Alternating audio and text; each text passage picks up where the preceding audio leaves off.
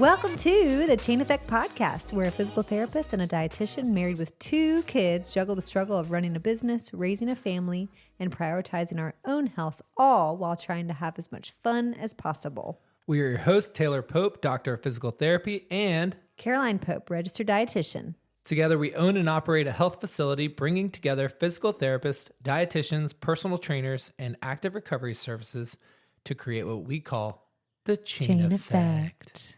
We have some birds with us today. Yeah, it's springtime, You might be able to hear in the background. which when spring rolls around reminds me, are you feeling older and wiser today? This week? Older, for sure. Yeah, wow. 30, 34? Mid-30s so now. old.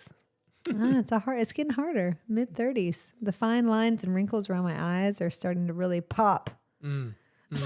Tell me about it. So we had a birthday for Caroline. So I was, thinking about different things to get Caroline. And if you listen to our last episode, this might make a little bit of sense. But I was really happy that I made her cry when I gave her her gift this time. And I wasn't so sure it was going to land that way because, first of all, I gave her professional organizing services, 12 hours of professional organizing services for our And house. that made me cry. And that made her cry. Not jewelry, not something sentimental with our kids, no photos. I'm usually a crier at cards in general, the cards you write and the stuff the kids might do. But this hit. Mhm. Yeah. Mhm. Well, I called the professional organizer before, giving this gift to her. And I said, I'm going to give this to my wife for her birthday. And she said, are you sure this is something that she wants? Because a lot of husbands think that their wives are going to really enjoy this, and it backfires tremendously. And I was They get offended. I'm pretty sure this is going to be something that lands. And in no way I thought I was going to get tears, but they were tears of joy. She was so happy. So, Oh, in this stage of life, though, I live with you and your personality. Things are in stuff. disarray. my hobbies, Stuff, the hobbies, the mess. 2 boys. lots of Frisbees around Lots the house. of, just stuff everywhere, toys everywhere. And I'm constantly stressed out about our house, no matter if I clean it up all day long, there's no point. So I think this is really going to help put things where they say, like, make things work for you and have a system, Right. implement systems. But you have to hold your end of the bargain. So you Right. have to keep it Yeah. how we organize it. I fully knew going into this process that I was going to be separating myself from a lot of my personal items, and I'm getting okay with that. I'm hoping that there will be some spaces where I can still kind of, hoard is a strong word, but just kind of just put my stuff different places. He definitely my has little some hoarding hobbies. tendencies, but we need to focus on what sparks joy. What does this still bring me joy? Does Right. your 500 Frisbees still bring you joy sitting down in the basement? I don't think so. Let's sell those things. That's tough. Okay. All right. Well, moving on. Today, we're going to talk about, healthy choices and ways to do healthy choices at the grocery store on a budget. Yeah. Can you eat healthy on a budget? We're going to go through some strategies, some ways to save money, some grocery items that might be cheaper, things to think about in your life that we hope can help some families, especially with lots of kids eating up their whole fridge and pantry in this climate, in this Yeah. grocery store climate. And we're all aware, anyone that goes to the grocery store knows prices are up. And even though inflation is down, sort of back down to almost, the Fed's target of around, blah, blah, blah, 2%. We're still seeing, that doesn't mean prices go down. So prices are always going to lag, way behind. And once inflation happens, usually that just sets the new marker for what things cost.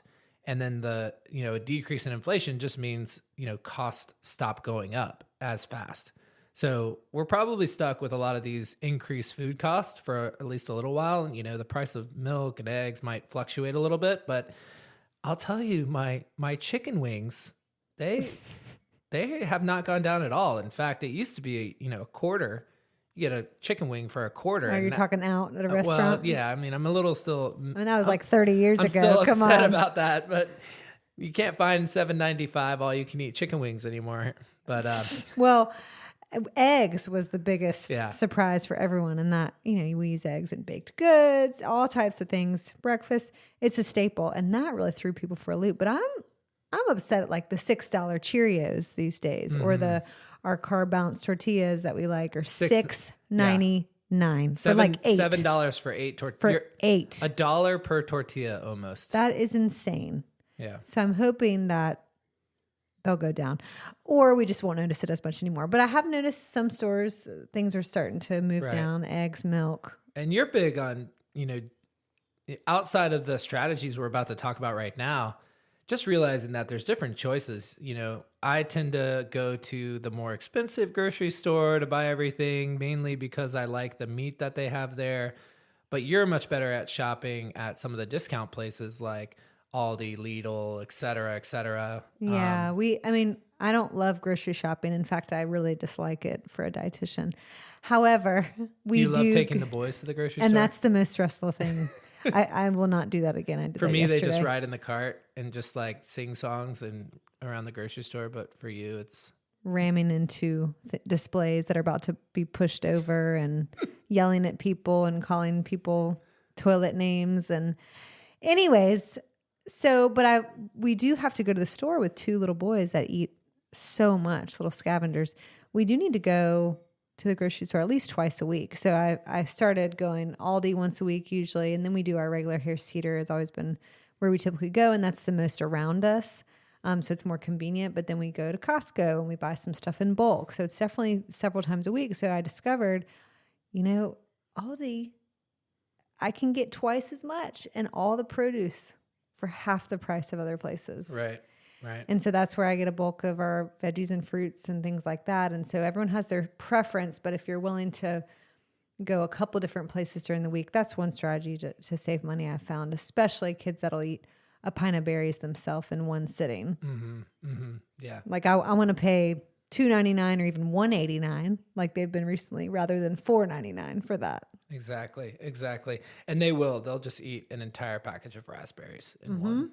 It's not that big, so I get it. So anyway, so we're going to first off talk about ways to save money, different strategies. And one that we like to do is just thinking about when you're buying ingredients, buy a little bit more and double batch the recipe. Buy things in bulk and make double the recipe, what the recipe calls for, because a lot of times it might be 6 to 8 servings.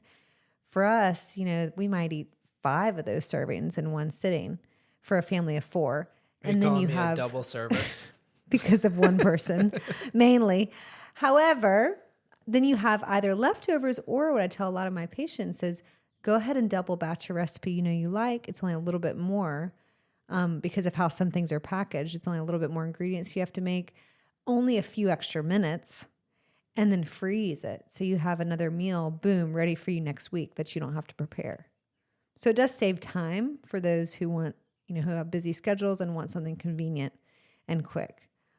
So double batching is great. And, people resort to fast food, convenience foods, frozen foods, prepared foods, all these things because of our busy lifestyles, but they do add up. And I can see why some people think, oh, fast food, that's cheaper than like cooking a meal for my family. And in some ways it can be, but we're hopefully giving some strategies where it's a lot cheaper to cook healthier meals at home. I mean, and the fast food is so nutrient lacking, right? I mean, it's just the worst thing you can have. Gone up in price a lot. I mean, True. Chick-fil-A, family of 4 eating at Chick-fil-A, $30, that's $30, $35. Yeah. Easy.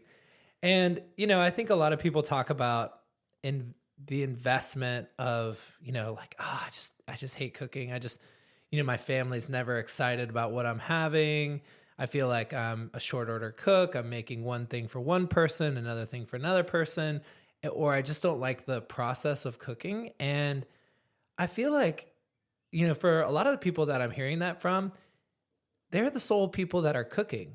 And why not just make that, just like we try to make, okay, we're all going to sit down at the dinner table together and eat.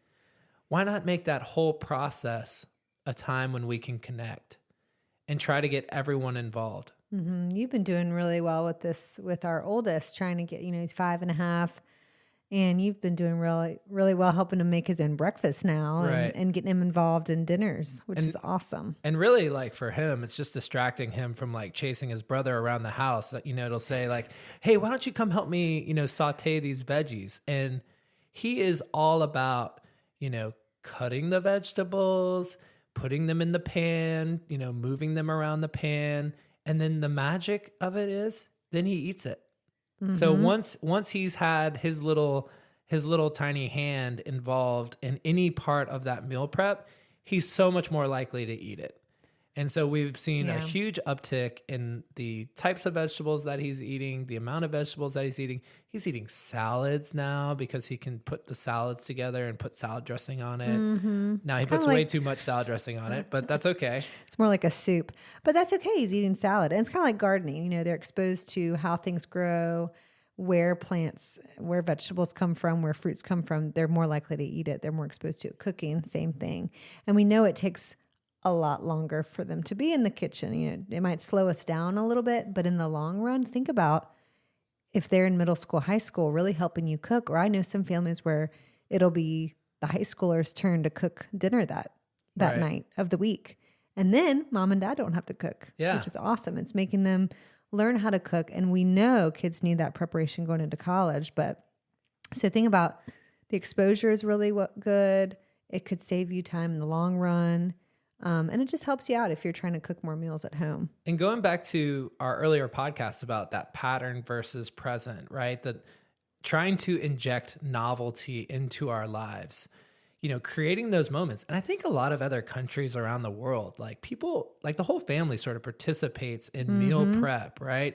Maybe one person is doing the cooking, but a lot of people have a hand in getting things ready. And maybe instead of trying to get all the information out of our kids as soon as they get in the car after we pick them up from school, or we see them for the first time when they get home, when they're tired and they don't want to talk to us, maybe we reserve some of those interactions for while we're preparing dinner. It's such good quality time. That's Right. that connection. Right. And you could also get the kids involved with, I've talked to some patients about this when they're like, oh, this kid won't eat this kid won't eat this. Well, how about every Sunday night you have like a family meeting or some sort of discussion, have them be a part of the meal planning that week. You might have to tailor it a little bit if they want, just pizza and burgers and all this stuff that you don't want to have every night. But they might really surprise you. Like, Yeah. oh, I want this. You make a really good like chicken curry. Okay, we'll do that one night. And just like you always talk about, when you sit down and make a meal plan, what you're also doing is you're really making a budget, right? You're making a budget that when you go to the store, you're going to walk around the store and you're going to get these specific items that you've agreed upon. Instead of what I do a lot of times, which is just walk around the store and say, oh, that looks good. Oh, that looks good. Oh, that looks good. Yes. And then I come home with like 5 proteins and, whatever. And we're like scurrying to try to eat everything. But I think that, when you take that time and you're just a little bit more deliberate on what you're going to do, you're measuring it. And as soon as you start measuring something, you're going to find the savings right there. And there's a lot of apps that do that, and even websites, like recipe websites right now, you can just hit 2 times, 3 times, it'll double the recipe. So you can make your grocery list that way. But there's apps where you can add in your recipes to your calendar and it'll automatically make you a grocery list and combine all of them. So that's really great technology that'll save you time. And yeah, a lot of unnecessary things won't pop in the cart if you have a grocery list. So grocery list is key to saving money. Not having a bunch of stuff in your cabinets that you don't really need. Sometimes our cabinets get bare and our fridge gets bare, but that's the time when we're like, okay, we know we need to go back to the grocery store. And so I think it's important not having a totally packed pantry all the time, because that's where a lot of waste happens. Things go bad. Same with the fridge. That's where a lot of the waste happens. And I hate wasting food, especially produce. And you hate getting ripped off too. So tell us about the marinated meat. Yeah. So another way you can save money is we've realized, occasionally if I need a super quick dinner, I'm like, okay, Trader Joe's or Aldi or some of these places have marinated chicken thighs or chicken breasts. I'm like, oh, this looks good. Boom. It'll be easy meal. We'll have that with some vegetables on the side. But then you get it and you realize it's like 1 pound of meat for $12, something like that. It's almost triple the cost. And it's not enough. One package is not enough for our family. We've realized. And Taylor's like, where's the rest of the meat? So I'm like, well, it was marinated. It looked good. It looked easy. And it's so much heavy more in the expensive. bag, right? Because it's just all liquid. And sometimes it's folded up. So you can't tell. It's like a super thin cut of chicken breast. And it's just not that much. And so what you've been doing, which is awesome, is like, I can buy a whole chicken and cook it and make it taste good. And then we can repurpose it. So that's one way of saving money. Cook the whole chicken, use the carcass to boil it down into bone broth, which has a lot of health benefits. And then use that bone broth to make soups with some frozen or canned vegetables, fresh vegetables. And use it in your grains. You're repurposing. Yeah. And then you can cook the bone broth into your grains to add protein.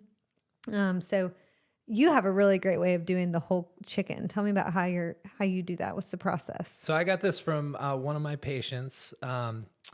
And it's basically you take the chicken and you take it out of the packaging and you just put salt on it. You try to dry it a little bit, maybe with some paper towels, but put salt all over it. Not a ton, but you're trying to brine it in a way. And you can put a little bit of salt on it and then just stick it on a pan back in the fridge for 24 hours.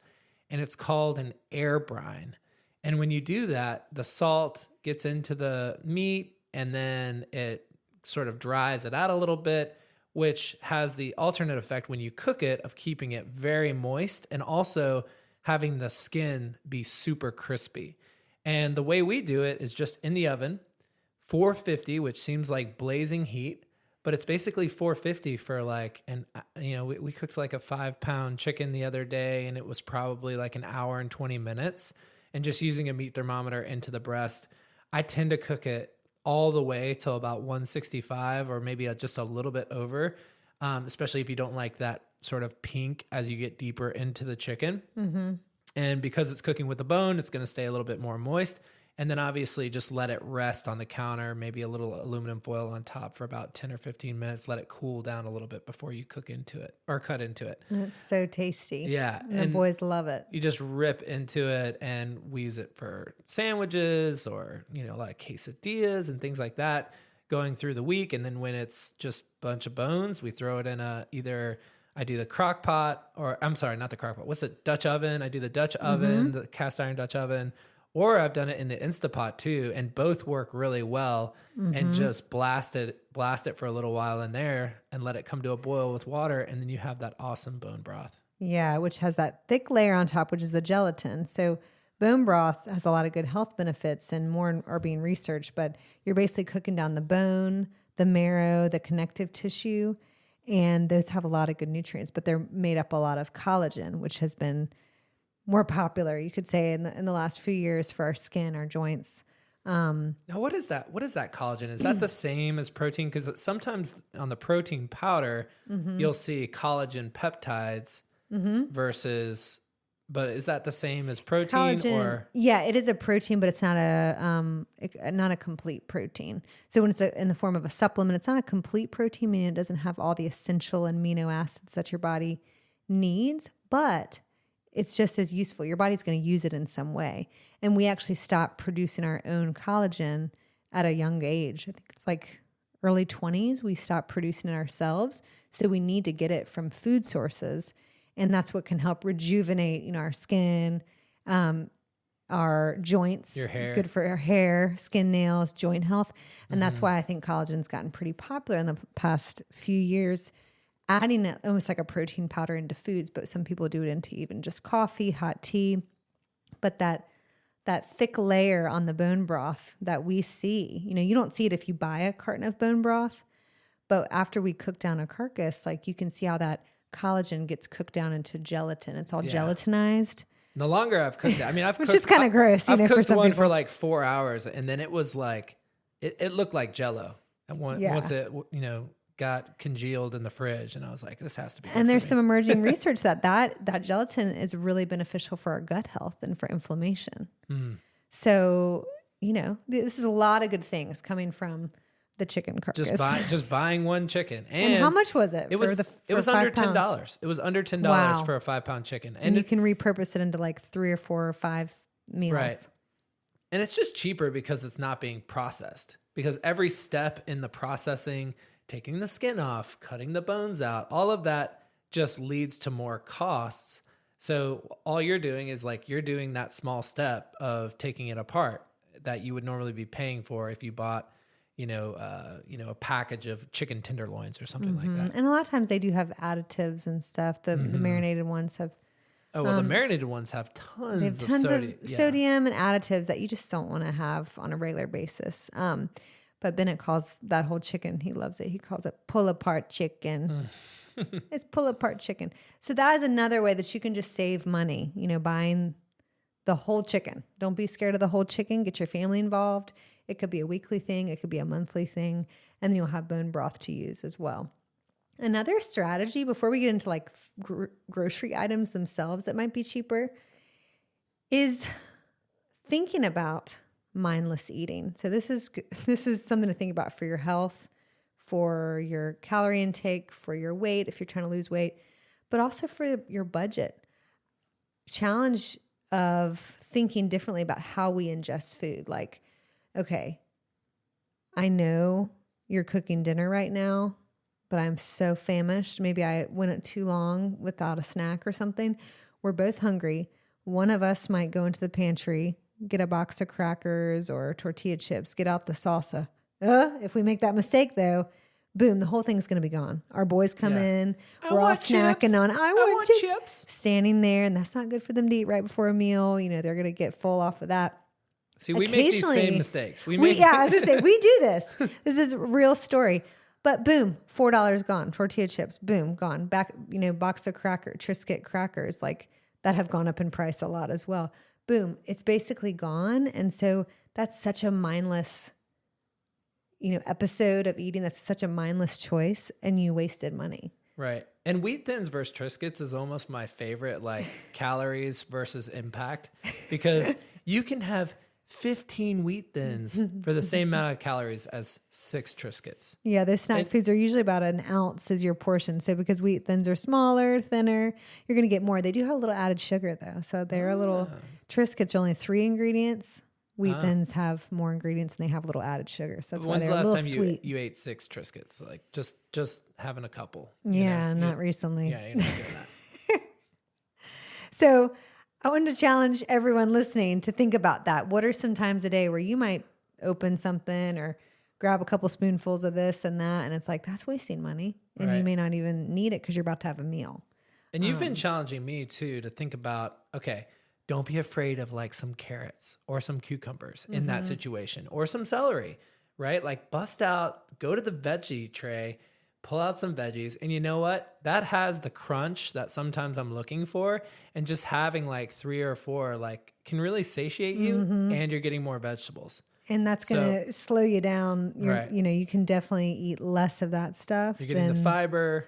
Crackers or processed foods that just go down so quickly. And the calories, right? Like, 20 calories. So you're staying in your... For like a cup of carrots, exactly. It's like 25 calories. So yeah, those are just some strategies to think about. Should we move on to just some cheaper grocery items in general? Yeah. Things that people can fill their carts with. Things around the store. Yeah. That you can do a lot with. So I know eggs have gone up a lot in price, but sometimes you can still find them, good deals. Again, it depends on the store. It depends on the type of eggs. There's so many... Depends on your personal preference and your beliefs on what types of eggs you should get. But eggs are a great protein source. They're an easy protein source. You could also get liquid egg whites and make them last a little bit longer. Get a carton of liquid egg whites, add those into your scrambles or, dishes that you might eat a lot of eggs with.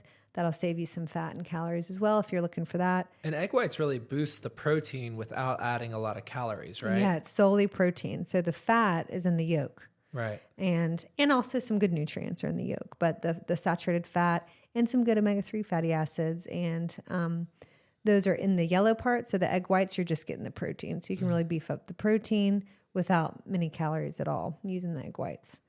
Dried beans and lentils. If you think about a bag of beans, how much are those? $2? Yeah, well, you might pay like 4 Maybe for they've like gone a up a huge little bag bit. of Yeah. black beans. They It make depends. so much though. Yeah. I mean, 16 ounces for a can of beans that's prepared, It's like $1, right? And maybe a little less. if you are doing that, you should do the sodium free, right? Or at least Yeah. sodium reduced. Definitely sodium reduced a lot. They've come out with better options now. There's no salt added to some beans. I don't know why they only do it for some. But there's a lot of. How are they preserving those then if there's no salt? I don't know. We gotta look at that. Well, another reason to buy dried beans, right? Because they are preserving Yeah. those somehow. Yeah, but Well, no we'll have to salt come added, back with lower that. sodium. But the dried beans just make so much more. So it takes effort again. If you have time to do it, Instapot, we love our Instapot. You can make really good beans, a whole batch of beans or a soup or something with beans in it. And Some it of the makes best a beans, ton. yeah, some of the best beans I've made have been you take an orange, cut it in half, throw it in there. You take half an onion, cut it in half, throw it in there with the beans, and 50 minutes in the Instapot. And the Wow. Was that black are- beans? yeah, the black Yeah. beans, delicious. It's like a Cuban style, I think. When Yum. you add a I little remember citrus. that. And you know, good fiber source, good protein source. Beans are vegetarian source. They're not quite as high in protein as our meats, but an awesome thing to add into your day to get your fiber needs, which a lot of people are low on. And how long will Lentils those as last? well. How long will those last in the fridge after you've made them? You know, at least the week, right? I mean, they're I going to would be. think so. It depends on maybe what they're mixing, but if it's just beans, yeah, I would say a week in the fridge. Yeah. Other vegetarian sources can be fairly cheap, tempeh and tofu, that you can just cut up and stir fry, things like that. That could be a good, cheaper grocery item for protein. And then meat in bulk, like we've been talking about, is just a cheaper way to go. So double up those recipes, have leftovers, eat those leftovers for lunch. That's that way. You can buy fewer grocery items at the store. Another thing that I feel like gets a bad rap is frozen produce, frozen vegetables. You know, I think people don't think that's as healthy, but actually frozen produce compared with fresh produce, because we know that's getting really expensive. Our cruciferous vegetables, all vegetables, fruits, if you can get frozen, it actually has oftentimes increased bioavailability of nutrients when you cook it and eat it. And is that because that must be because they're picking it when it's riper, right? Exactly. They're harvesting it when it's riper, because the stuff that we get in the grocery store in the produce section has to be cut well before it's at its mature date and then shipped and then finally makes its way onto the shelf. And then it's sitting in the store, sits in the store for a few for days. a little while, right? And then it finally makes its way out there and then you bring it home. And so that whole time, some of the bioavailability, those like little micronutrients are just dying off in the process. And so- it didn't get to enough ripeness right, to create them, right? to create them, all of them. So when you get frozen produce, I know some people don't like how they turn out, might be a little soggier. There's different methods though. I mean, a lot of people roast frozen vegetables just like fresh. If you put them in soups and meals like that, you don't really notice. You can saute them, you can microwave them, You whatever can blast method you them like. at high heat too, Yeah. in the wok, with a little bit Yeah. of olive oil or a little bit Sauteing of is great. Yeah, so especially like that edamame. Oh my gosh, I love Yes. adding that edamame. We to love everything. frozen edamame. Great protein source. Another fairly cheap one. I've seen it go up in price, but fairly cheap protein source and super high in fiber and great in a stir fry, like in a wok or a pan or something. So don't be afraid of frozen produce. It can be cheaper, and just keep it on hand and then throw that into a meal when you need it. Same with frozen fish and seafood. Oftentimes that can be cheaper too. So, you talked about, frozen vegetables and dried beans, dried lentils. Also, you were talking about, getting your bulk grains and making sure you're getting like big bags of whatever grains you're going to have instead of the pre-packaged, like pre-marinated, instant, Yeah. ready in a minute type It's a mistake stuff. I have some clients make where they'll, maybe they just don't enjoy cooking or they don't know how to season things, and they'll buy these prepackaged, pre-seasoned 1 to 2 serving rice bags. That's going to be a lot more expensive than having a big bag of brown rice in your cabinet or wild rice or quinoa even, or these ancient grains that seem a little bit more expensive but make a lot once they expand and you boil them.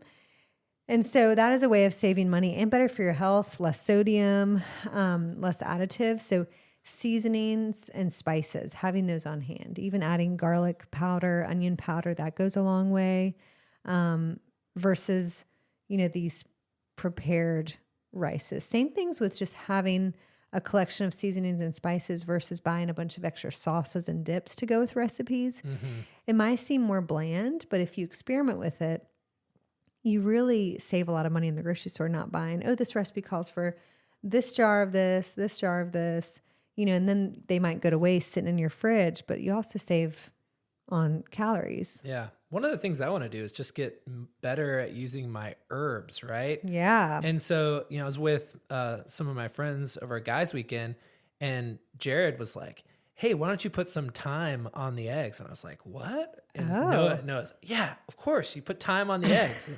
And I started doing it, and it's an amazing boost to the flavor. Mm-hmm. And, I think there's a lot of cultures around that use, different spices as their primary way to season things. And we use salt, right? And salt is not that great for you in larger or even moderate quantities. So, we're all trying to sort of reduce some of that salt intake because we get it from so many different food sources. We don't want to be adding a tremendous amount of it to all of our foods. So getting upping your spice game, upping your herb game, and just building your knowledge with that stuff, I think is a great way to save money and make your food taste better. Yeah. And taking away the thought I can't use curry powder in my breakfast meal. Well, maybe you want it. Maybe you want to do more of a, Middle Eastern breakfast, or get more creative with having lunch stuff for breakfast. Some people do that and they don't care. And everybody has spices. Everybody has a spice rack that nobody's using, right? There's tons of stuff on there. You may have had it for 5 years and you've never opened some of them. So instead of sauces and stuff, go towards your seasonings and spices. And then another thing, oats are a great source of fiber, and they do have some protein in them, and it's a good snack food or breakfast food. I know we just think about oatmeal, but you can do a lot with it. You can make your own oat balls, protein balls, overnight oats, granola bars, muffins, things like that. And along with that, buying a bag of chia seeds, flax seeds. I love keeping those three things on hand: oats, chia seeds, flax seeds, to make these sorts of items, snacks for the kids, breakfast items, muffins. You can throw in these things, and they last a while if you keep the chia seeds and flax seeds in your fridge, so they don't go rancid. So, and oats are fairly cheap for the big containers. You can do a lot with that. Protein powder, if that's your thing, if you're trying to get in a supplement form of protein because you feel like you're not getting enough or you don't want to eat a lot of meat, it's quite inexpensive depending on the brand per serving if you're making it a snack or a meal replacement. So thinking about that, mixing it with water makes it cheaper. But there are so many different types out there. You'd have to choose what you feel comfortable with. But it's per serving, it's not too bad in the long run. And I've had some of my teammates have been talking about how they've been using protein powder, mixing it with some different, either dairy or almond milk, and putting it into an ice cream maker and making a protein ice cream that they eat at night. Yeah. Instead of regular ice cream. A lot of people do that. You can put it in popsicle mold. I talk about that a lot during the summer. How can we make it a lower sugar, higher protein dessert? And those are all great ideas. So they don't end up being that expensive compared to your prepackaged, lower sugar popsicles that you might get at the store. The Halo Top or whatever. Yeah. Those are going to be way more expensive. And you talked about, tell me about potatoes, because, I think a lot of people are just scared of potatoes in general, but you can buy a lot of potatoes in a bag for almost nothing. Yeah, there's certainly cheaper produce items, and potatoes is one of them. Onions, potatoes, sweet potatoes. Let's not be scared of potatoes because they are a whole food. For your carb, it might be better for you and cheaper for you to have that for breakfast in a hash rather than bread, depending on the person. But bread is more processed. You might feel better after having some sweet potatoes or potatoes as your starch at dinner than having rice or, pasta or something. But aren't they just way more calorically dense too, potatoes? Well, they are, they are a starch. But if you think about it, 1 pound of raw potatoes. Now, I don't know if you're able to eat that, but who cares if you are? 1 pound is about 350 calories. maybe up to 400 calories. Oh, so you're not eating that hardly. You're yeah, not that's a eating that lot. much. And that's not, that we don't want that to be your whole meal, right? But think about a pound of French fries is about 1,400 calories. So like the surface area and the oils and everything. So they're cooked way down. Mm-hmm. We can eat probably a pound of French fries. If they're salty and they're full of fat and they're cooked down, we can eat that. We can stuff it down. We may not even be full off of that. I don't know, or maybe you start feeling sick, but we could easily ingest 1,400 calories. So those whole foods are super important because it is cheaper, but you're not going to eat a pound of potatoes, so they're going to last a while. And it's going to fill you up and get you some fiber and resistant starch that's good for your gut. So we've talked about, making different choices. We've talked about some different, things to buy and different strategies. Is there anything else that you really feel like we should wrap up on? Well, I just want to address the black and white thinking or the all or nothing. Everyone always wants to, and articles and the media out there always wants to pick apart one ingredient or one negative thing about foods that could be really beneficial for you. So when we're talking about eating on a budget, you might go for, not choosing the organic cage-free eggs and choosing the farm-raised salmon, or choosing the tilapia, which people have a lot of negative thoughts about tilapia. And it's like, if you compare that to fast food, what's the better choice? Right. Eating some your farm-raised health. fish or not eating fish, right? Or let's say you want to just do, pasta's cheap. Let me just have pasta or rice every night for dinner, when you could be having some fish with really good protein sources, some good omega-3s for the salmon. So, weigh the pros and cons and do what's right for your family and your budget, but try not to think about the one negative thing you heard about one food, because it could have a lot of good benefits for you. Right. And they're like, tilapia, that's like a bottom feeder. But what does that really mean? I mean, they're not eating bigger fish, which is higher up the food chain, which has been shown to have, more mercury levels, right? So I think there's maybe sort of a movement to eating some of the smaller fish like sardines and, different things and those like are that. packed full of omega-3s. But yeah, they're smaller. They're going to be lower in mercury, but they are just a lean, cheap protein. If you're going for a fish, like shrimp too. Right? Yeah. We love shrimp. Yeah. Shrimp is great. It's like 90% protein, very, very low fat, very low calorie. You can eat a lot of it. So frozen shrimp is the go-to I kind of like. So thinking about that, as far as organic goes, the only other thing I want to leave on is, if you really prefer buying organic, you could look at the Dirty Dozen and Clean 15 lists. These come out, I think, annually. And Dirty Dozen is referring to the worst produce with the most pesticides. So like the Dirty Dozen are the ones you may want to focus on buying organic if you prefer that.